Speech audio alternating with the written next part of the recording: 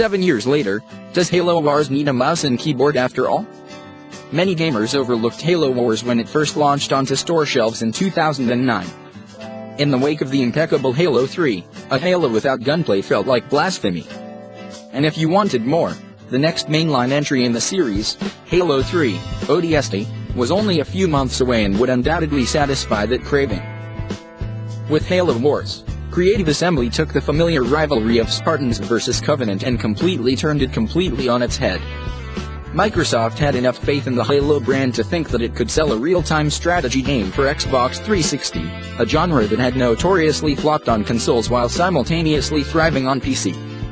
7 years later, Halo Wars has finally come to Windows 10 PCs. Halo Wars Definitive Edition is a pre-order bonus for the upcoming sequel, the Ultimate Edition of Halo Wars 2, which will be widely available in February. All in all, it's a solid port, albeit not without a handful of imperfections. Luckily, most of them don't have to do with the controls. Rolling across the screen. Unlike players of nearly a decade ago, your first time booting up Halo Wars Definitive Edition can be from the start menu in the bottom left-hand corner of your screen. At first glance, everything from the original version is intact. Glossing over menu interfaces alone, Halo Wars Definitive Edition on Windows 10 could easily be mistaken for the Xbox editions.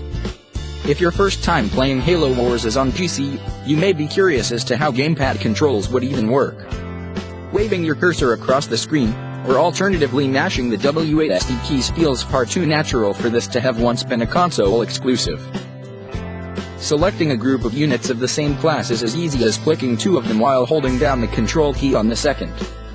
At the same time, even simple tasks like setting up reactors and supply pads are snappier with a mouse.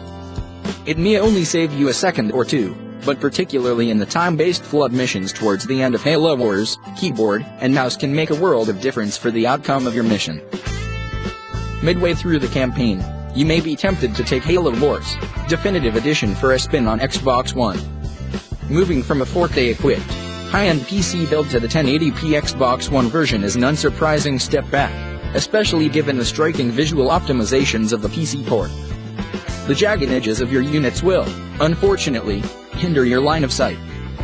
To make things worse, the promised fluidity of the 60 FPS gold standard is inhibited by constant frame drops absent from Halo Wars PC counterpart. On the bright side, the pre-rendered cutscenes flow better on Xbox One, but only because they adhere to a similarly low resolution of the original. This can be a bit disconcerting if you're a PC user with a 4K monitor immediately before you, as Halo Wars Definitive Edition makes the switch from cutscene to gameplay then back to cutscene throughout its campaign. Marines, beware for technical difficulties. Despite its shortcomings, the Xbox One version's controls still feel like an improvement over keyboard and mouse. Since you can pair the same controller to a top-end PC for an experience objectively superior to the Xbox rendition, PC gamers reluctant to break away from mouse and keyboard may want to reconsider. It's evident that more effort was put into perfecting gamepad controls 7 years ago than into keyboard and mouse today. Using the Xbox One's left control stick to move back and forth between areas is a buttery smooth process, even with only the default settings enabled. Meanwhile, on PC, you may find yourself constantly toggling back and forth between various sensitivity preferences on your mouse. After settling for an option that works best for you while navigating the map, you may find that your mouse is a bit too receptive during close combat or artillery management. Keep in mind that this problem is exclusive to Halo Wars Definitive Edition. Your mouse isn't to blame. Granted, if you'd prefer, you could use the WASD keys to pan around your environment, and the spacebar can be used to teleport between groups of units. However, there's no denying that the omnidirectional control stick is a more versatile option. You may even encounter a point in Halo Wars where the mouse input ceases to be recognized by the software altogether. As a result, you'll be forced into exiting mid-mission to reboot your PC. This is an issue that, rest assured, is not present in the Xbox One version. Audio issues, too, persist on PC alone. On occasion, Halo Wars Definitive Edition may need to be relaunched as a result of sound inconsistencies. This won't happen frequently, if at all, but it's certainly a minor inconvenience for anyone who appreciates the clearly Martin O'Donnell-inspired orchestrations of Stephen Ruppy. The music in Halo Wars sets a hair-raising tone for the story, making any outages an irritating blow to your enjoyment of the game. Even so, it's still worth picking up Halo Wars Definitive Edition on PC if you don't have an Xbox, especially if you've never played it before. It may be your run-of-the-mill remaster, not without its fair share of bugs, but sometimes that's just fine. Its upgraded graphics and newfound home on PC give players who overlooked the title back in 2009 a chance to experience an underrated gem for the first time. 7 years later, Halo Wars still holds up. Locked and loaded, get tactical, Marines.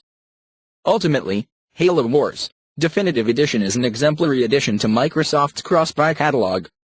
Not only does it finally bring keyboard and mouse controls long sought after by Halo and RTS fans on PC, but it even packs Ultra HD 4K support in addition to an unlocked frame rate. Considering there hasn't been a real entry in the series on Windows since Halo 2, it's undoubtedly a step forward. But, to be fair, practically anything would be. Then again, Halo Wars was also designed for a control scheme other than mouse and keyboard. If you're expecting any PC-specific amenities such as menu overhauls or input optimizations, you'll be disappointed to find that Halo Wars Definitive Edition leaves everything as is. Aside from the resolution upgrade, Microsoft appears to be saving the visual overhauls for Halo Wars 2. Fortunately, given its age and minimalist style, the barrier of entry for Halo Wars Definitive Edition is quite low. To run the game at 1080p 60 FPS, all you need is a computer with at least a Core i5 processor, an NVIDIA GTX 560, and only 1 GB of RAM. Of course, if you don't have a PC already, buying it on Xbox One is the more affordable option. It's up to you to decide whether $80 is worth it for a basic facelift to a nearly decade-old game.